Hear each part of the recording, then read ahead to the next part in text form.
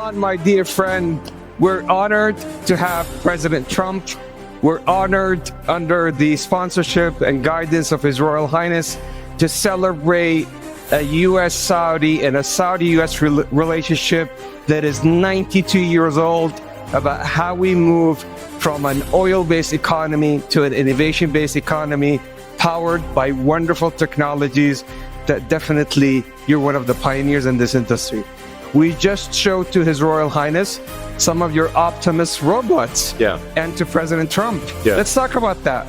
Tell me about them. Yes, so we just showed several of our Tesla Optimus robots to His Highness and President Trump, and I think they were very impressed. In fact, one of our robots did the Trump dance, which I thought was pretty cool. The YMCA, yeah? Yeah, to YMCA. So yeah, our robots can dance, they can walk around, they can interact. I think we're headed to a radically different world. I think a good world, an interesting world. My prediction actually for humanoid robots is that ultimately there will be tens of billions. I think everyone will want to have their personal robot.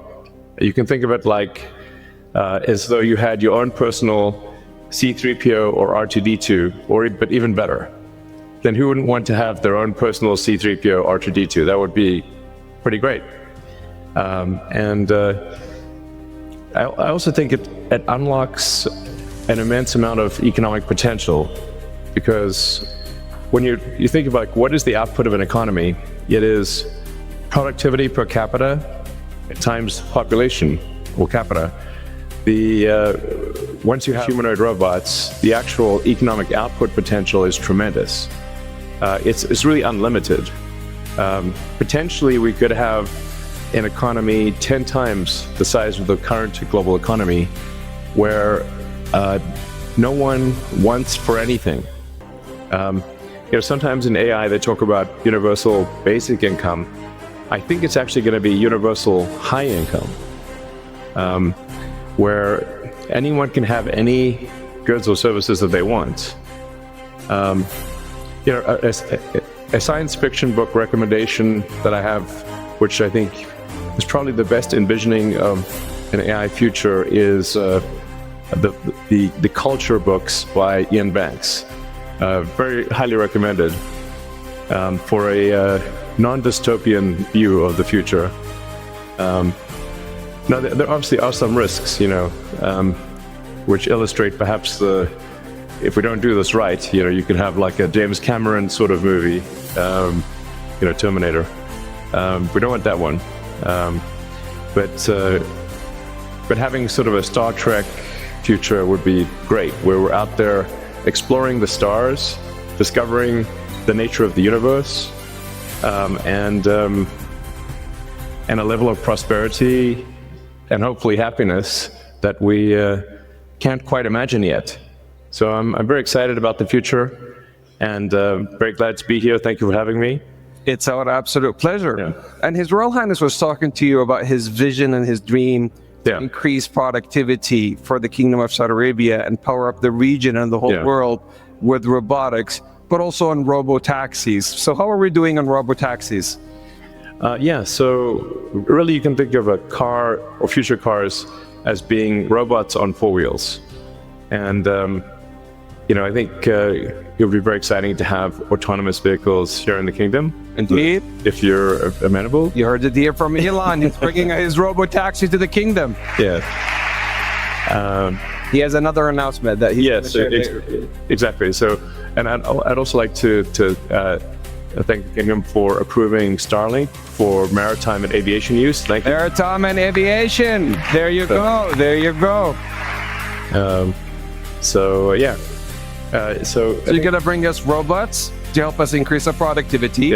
Robo-taxis to make sure that our cars and assets turn into a cash generating unit. And Starlink to reform our aviation and maritime. Talk about XAI. Absolutely. But I should want to mention also something that may be worth considering is tunnels. Tunnels. The So Boring Company. I have this company called The Boring Company, which sounds kind of boring, but it literally bores tunnels. And actually, tunnels, in order to solve traffic, you really need to go 3D with roads. And by using tunnels, you can essentially create like a wormhole, like a warp tunnel from one part of a city to another and alleviate traffic. And we've actually already done this proof of concept in Vegas. So there are working tunnels in Las Vegas that you can use where that'll just, it feels like teleporting from one part of Vegas to another. So I always say that, my joke is like tunnels are underappreciated.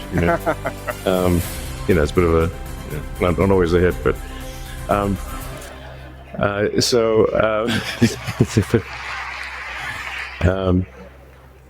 yeah, and then XAI is just trying to solve general purpose artificial intelligence. The goal with XAI is to have a maximally truth-seeking AI.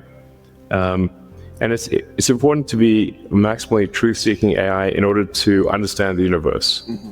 So the goal of XAI is understand the universe, to understand what is out there, where's the universe going, where did it come from, what questions.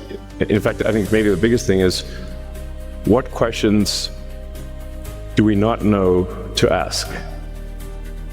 Like, once you know the question, the answer is usually the easy part. So the goal of XAI is to help understand the universe, and that's the goal, and help people answer any questions along the way, of course. But